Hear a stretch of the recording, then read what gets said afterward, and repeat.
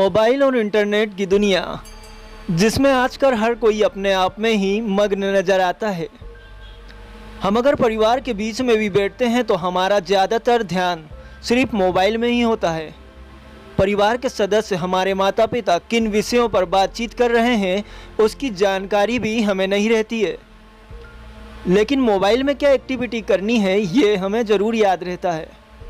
दोस्तों के बीच में भी अगर हम बैठे हैं तो बातचीत और मेल जोल बढ़ाने से ज़्यादा आजकल हर कोई अपने मोबाइल में ही व्यस्त नज़र आता है।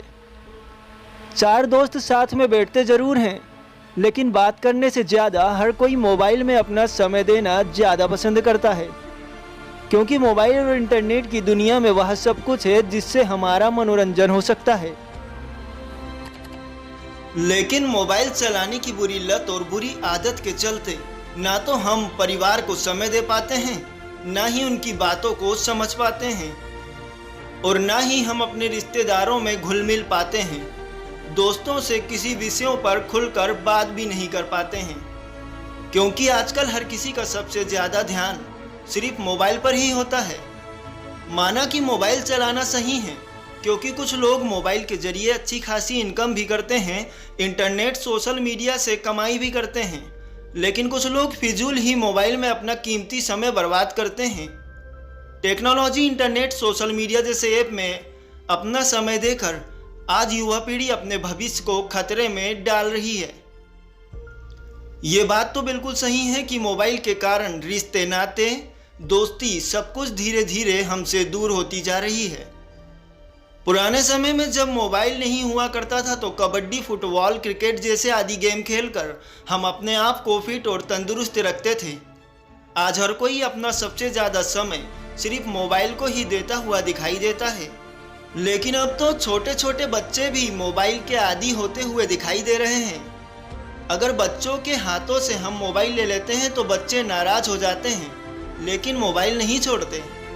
हम ये नहीं कहते कि मोबाइल का इस्तेमाल करना गलत है, लेकिन ज़रूरत से ज़्यादा इस्तेमाल करना सही नहीं है। इसलिए मोबाइल का उपयोग और इस्तेमाल आप ज़रूर करें, लेकिन उन रिश्तों को भी अहमियत दें जो आपके बारे में सोचते हैं, जिन्हें आपकी परवाह है।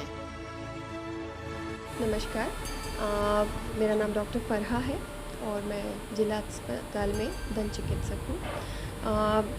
आप सब लोग जैसा कि जानते हैं कि पहले हमने जो अपना बचपन गुजारा है उसमें हमारे लिए खेल के मैदान खिलौना होते थे।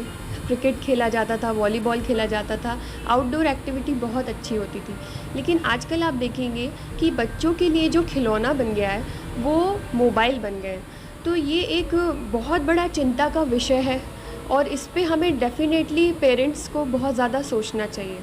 और रही बात मोबाइल से होने वाले दुष्परिणाम की, तो अगर कोई भी बच्चा अपनी ग्रोइंग एज में मोबाइल का ज़्यादा इस्तेमाल करता है तो उससे उसको इतनी सारी हानिकारकता पहुंच रही, जैसे कि रेडिएशन इतना बुरा है आज की डेट में कि वो बच्चों के कंसंट्रेशन को भंग कर रहा है। यहाँ तक कि बच्चों में डिप्रेशन की बहुत ज़्यादा केसेस सामने आए हैं। बच्चे अनसोशल हो गए हैं और अपने कमरे में रहना पसंद करते हैं, और ये इतना ज़्यादा अफेक्ट कर रहा है स्पेशली टीनेज को आप ये कहें तो इसमें कंटेंट का कोई कंट्रोल ही नहीं है मोबाइल में। बच्चे किसी भी लेवल के एडल्ट साइड तक भी पहुंच जा रहे हैं। ये कितनी बड़ी चिंता की विषय है। और आपने तो सुना होगा कि कई गेम्स ऐसे थे, जैसे कि पबजी या ब्लू व्हेल की बात करूं, जो अब बैन हो चुके हैं, तो उसमें बच्चों ने सुसाइड अटेम्प्ट तक कर लिया है। और गेम्स के लिए इतना लत हो जाती है या दीवानापन लगता है बच्चों को कि वो इसके कारण अपना खाना भूल जाते हैं, सोने का टाइम तक भूल जाते हैं, लेट नाइट तक अपने गेमिंग करते हैं। और ये तो पेरेंट्स ने देखना चाहिए कि आप अपने बच्चे को किस तरह से मोबाइल से दूर रख सकते हैं। फिर अगर इसकी हम बचाव की बात करें तो सबसे ज़रूरी है कि जितने अभिभावक हैं आप अपने बच्चे का स्क्रीन टाइम फिक्स करिए। बहुत ज़्यादा ज़रूरी है कोविड की वजह से कि ऑनलाइन क्लासेस हो गई है, तो ये मजबूरी भी है आज की डेट में पेरेंट्स की कि हमें उनको एक मोबाइल देना पड़ रहा है।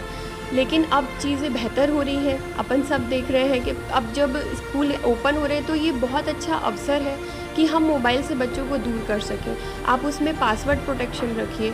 उसके साथ साथ आप ये देखिए कि उनका स्क्रीन टाइम 1 से 2 घंटे से ज़्यादा बिल्कुल ना हो कभी भी। इसके साथ साथ अगर आप ध्यान रखें कि कुछ सर्वे कहते हैं कि बच्चों का जो ग्रोथ पीरियड है, स्पेशली 5 साल से 12 साल की उम्र कह लें, तो इसमें बहुत ज़्यादा ध्यान रखने की ज़रूरत पड़ेगी। इसी क्रम में इस विषय में मैं जितने भी अभिभावक हैं उन तक ये मैसेज देना चाहूँगी कि वो कोशिश करें कि हम ये सोचते हैं कि हमारे बच्चे को पेरेंटिंग की ज़रूरत है, लेकिन उससे कहीं ज़्यादा हमें अपने पेरेंटिंग की अपग्रेडेशन की ज़रूरत है। तो आप इस चीज़ को सीरियसली लें और इस पे काम करें एंड सब स्वस्थ रहें और खुश रहें। धन्यवाद।